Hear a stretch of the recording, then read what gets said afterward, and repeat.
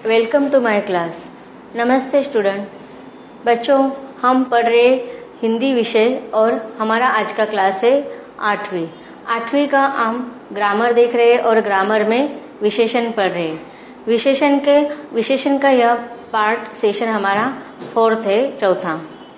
इसके पहले भागों में हमने विशेषण के अलग अलग प्रकारों को पढ़ा। सबसे पहला देखा था हमने गुणवाचक विशेषण, फिर संख्यावाचक विशेषण और संख्यावाचक विशेषण के और 2 प्रकार, और उसके बाद तीसरा प्रकार देखा था परिमाणवाचक विशेषण। परिमाणवाचक विशेषण के भी 2 प्रकार देखे थे, निश्चित परिमाणवाचक विशेषण और अनिश्चित परिमाणवाचक विशेषण। अब विशेषण का अगला प्रकार अर्थात सार्वनामिक विशेषण हम इस भाग में पढ़ने जा रहे हैं। तो देखते हैं सार्वनामिक विशेषण किसे कहते हैं। यहाँ पर कुछ अलग अलग उदाहरण दिए गए हैं। उस उदाहरणों के द्वारा हम देखते हैं सार्वनामिक विशेषण की परिभाषा। पहला उदाहरण है, यह लड़का बहुत चतुर है।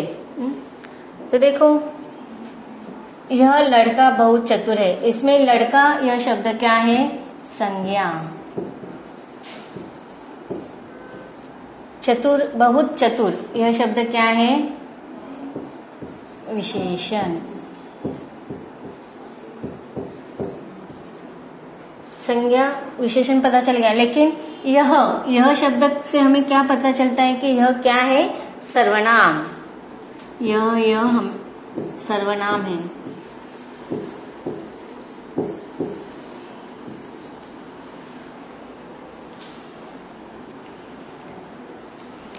दूसरे वाक्य में देखते हैं, इस आदमी का नाम जगत है। आदमी यह शब्द भी क्या है? संज्ञा। उसका नाम क्या है? जगत। एक विशेष नाम है ना, तो यह भी, इससे भी पता चलता है कि ये विशेषण हो सकता है। और इस शब्द से हमें पता चलता है कि यह शब्द क्या है? सर्वनाम।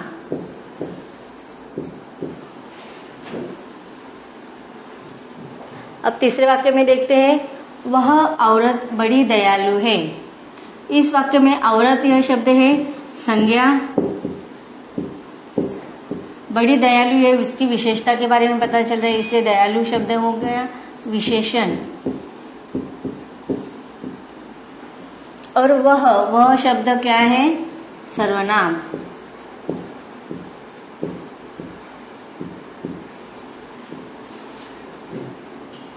उसके बाद 4th वाला सेंटेंस है, कितने सुंदर है वे तारे। कितने सुंदर है वे तारे। अब तारे यह शब्द क्या हुआ? संज्ञा। फिर सुंदर यह शब्द क्या हुआ? विशेषण।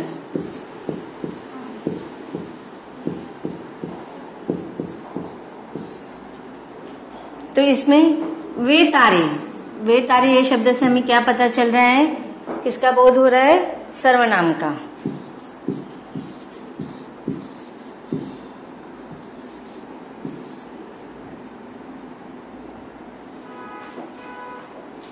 इस वाक्य में भी वे फल सड़ गए। फल क्या है? संज्ञा। सड़ना यह शब्द क्या है? विशेषण। और वे शब्द क्या हुआ? सर्वनाम।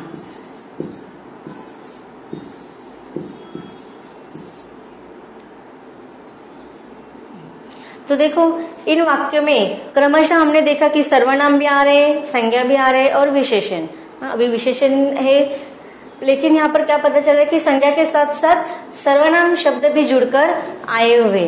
तो ऐसे वाक्य में जो संज्ञा या संज्ञा के साथ सर्वनाम जुड़कर आते हैं, उन शब्दों को सार्वनामिक विशेषण कहते हैं। अभी सार्वनामिक इस शब्द से ही पता चल रहा है कि उसमें सार्वनामिक अगर हम विभक्त करते इन शब्दों को अलग अलग करते तो सार्वनामिक, सर्वनाम। और सार्वनामिक विशेषण को ही दूसरा नाम है संकेतवाचक विशेषण। सर्वनाम को ही दूसरा विशेषण के रूप में अगर देखा जाए तो संकेतवाचक विशेषण भी कहते हैं। तो यहाँ पर अलग अलग वाक्य में क्रमशः यह, इस, वह और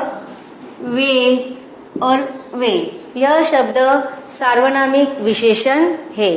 तो इस प्रकार हम इसकी परिभाषा बना सकते हैं कि जो सर्वनाम शब्द संज्ञा के साथ जुड़कर विशेषण का काम करते हैं उन सर्वनाम शब्दों को सार्वनामिक या संकेतवाचक विशेषण कहते हैं।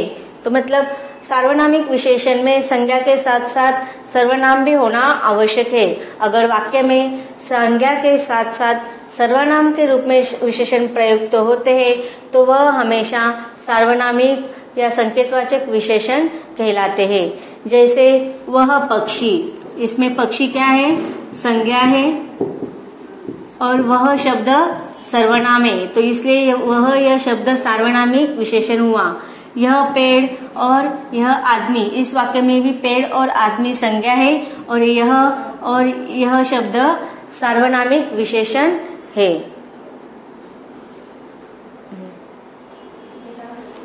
अब देखते हैं विशेषणों की तुलना।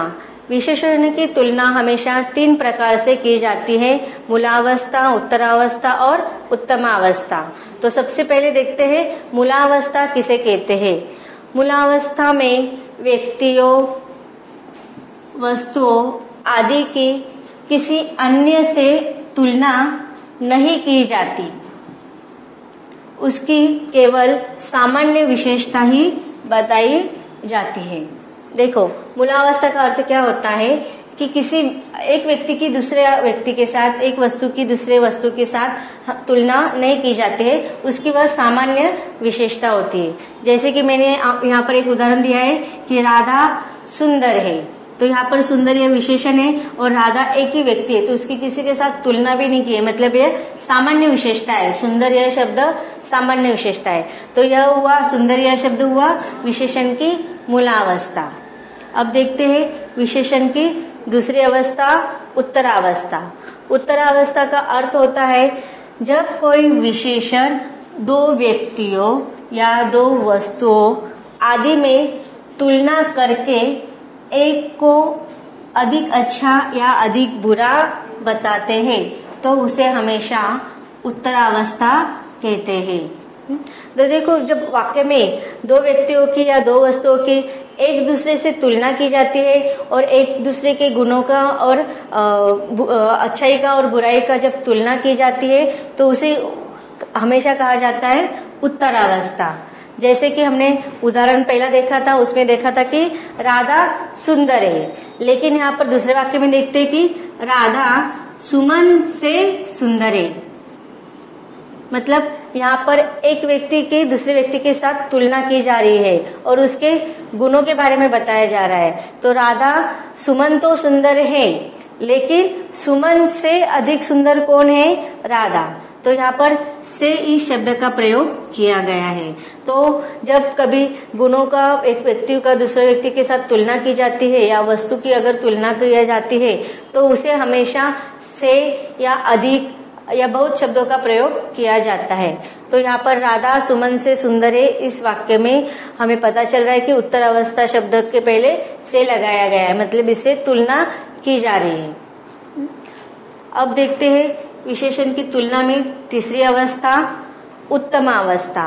उत्तमावस्था का क्या होता है?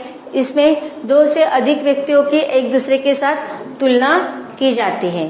देखते हैं कि इसमें 2 से अधिक व्यक्तियों या वस्तुओं आदि के विशेषताओं की तुलना की जाती है।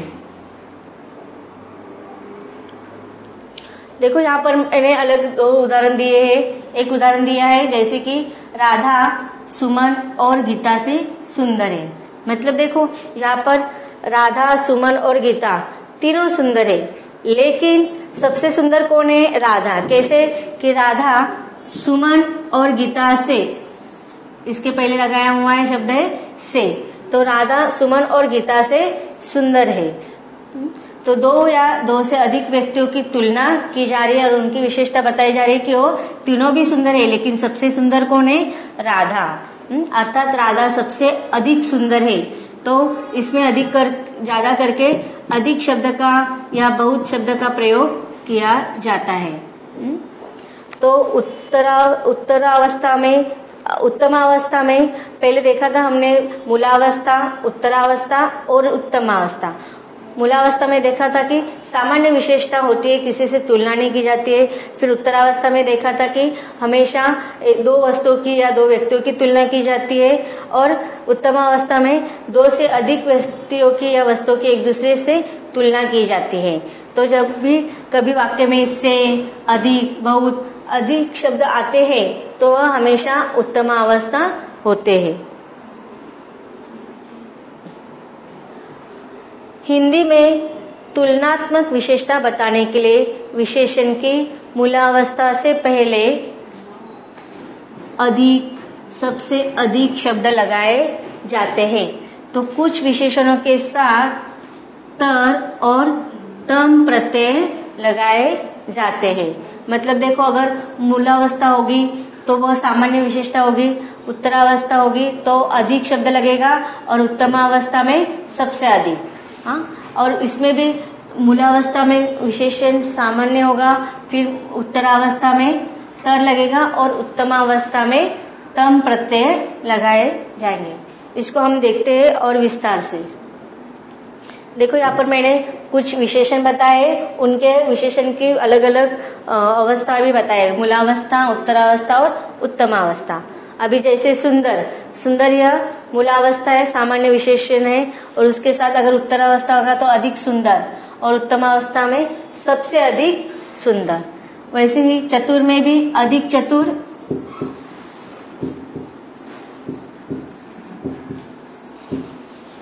और उत्तमावस्था में भी सबसे अधिक चतुर।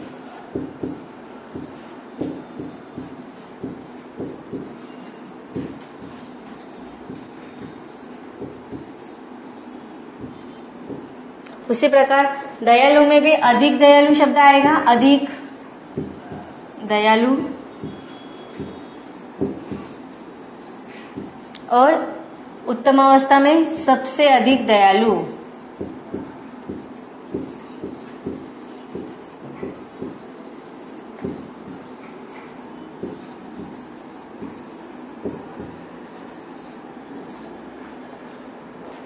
उसी प्रकार बुद्धिमान में भी अधिक बुद्धिमान,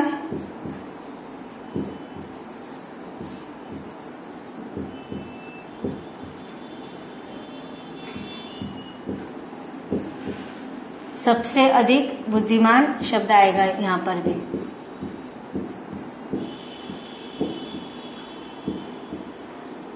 लेकिन सारे विशेषणों में अधिक और सबसे अधिक शब्द नहीं लगते, तो कुछ विशेषणों में प्रत्यय लगाए जाते हैं, तर और तम। जैसे योग्य, योग्यतर, योग्य, योग्यतर, और योग्य में योग्यतम।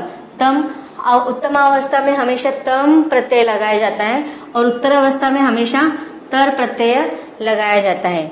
जैसे कि उच्च, उच्चतर, और उत्तमावस्था में होगा उच्चतम। उसी प्रकार अधिकतर, उत्तरावस्था में होगा अधिकतर, और अधिकतम।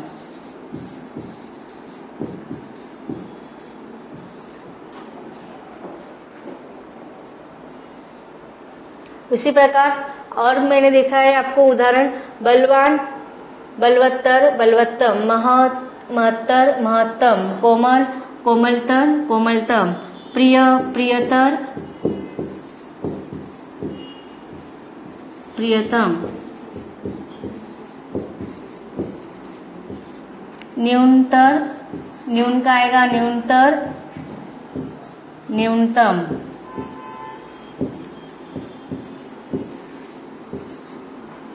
कठिनतर,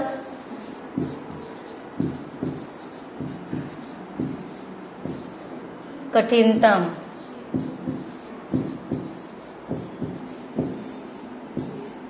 तीव्रतम,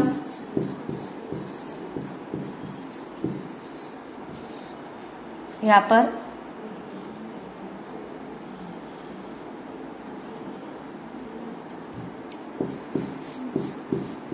तीव्रतर, तीव्रतम,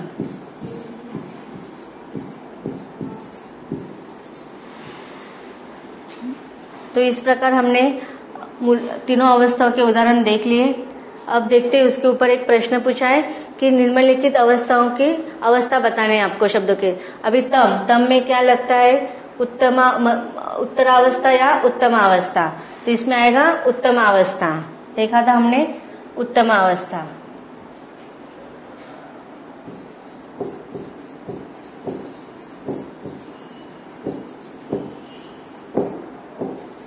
जहां जहां भी तम लगता है वहां पर लगेगा उत्तम अवस्था। अगर इनके आपको अगर अवस्था बदलने के लिए कहते हैं कि उत्तम अवस्था की उत्तरावस्था कीजिए, तो आपको विशालतम का क्या करना है, विशालतर। अगर आपको अवस्था बदलने के लिए कहते हैं तो आपको अवस्था बदलकर लिखना है। अगर नाम लिखने के लिए कहते हैं कि यह सब उत्तम अवस्था है, सिर्फ इसमें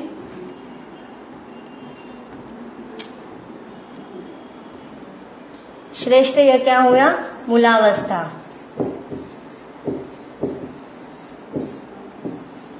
तो यहाँ तक हमने अलग अलग अवस्था के भेद को समझ लिया। अब देखते हैं विशेषणों की रचना। विशेषणों की रचना प्रत्यय या उपसर्ग जोड़कर किए जाते हैं। उसके मुख्यतः 4 तरह से की जाती है, संज्ञा, सर्वनाम, क्रिया और अवयव के रूप में। हम देखते हैं अलग अलग। सबसे पहले संज्ञा शब्दों से विशेषण बनाना होते हैं, तो किस प्रकार उसमें प्रत्यय या उपसर्ग लगाए जाते हैं। अज्ञान, अज्ञानी, कल्पना, काल्पनिक, अर्थ, आर्थिक, जापान, जापानी, भारत, भारतीय, परिचय, परिचित। उसी प्रकार रंग, रंगीला, आगे, अगला, बल, बलवान, उत्साह, उत्साही, उपासना, उपासक, लेख, लिखित। मतलब यहाँ पर अलग अलग प्रत्यय लगाए जाते हैं। उसी प्रकार सर्वनाम शब्दों से विशेषण किस प्रकार बनाए जाते, जैसे सर्वनाम में का विशेषण में होगा मेरा, तुम का तुम्हारा, यह का ऐसा या इसका, वह का वैसा।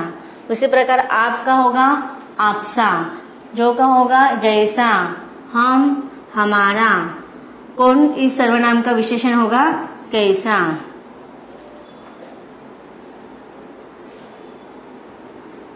इसी प्रकार क्रिया शब्दों से विशेषण बनाते हुए देखो, गाना का आएगा गायक, गाना यह क्रिया है तो उसका विशेषण आएगा गायक। पढ़ना का पढ़ाकू, लड़ना का लड़ाकू, बेचना का बिकाऊ, मरना का मरियल, घूमना का घुमक्कड़, भूलना का भुलक्कड़, भागना का भगोड़ा, चलना का चालू, लूटना का लुटेरा।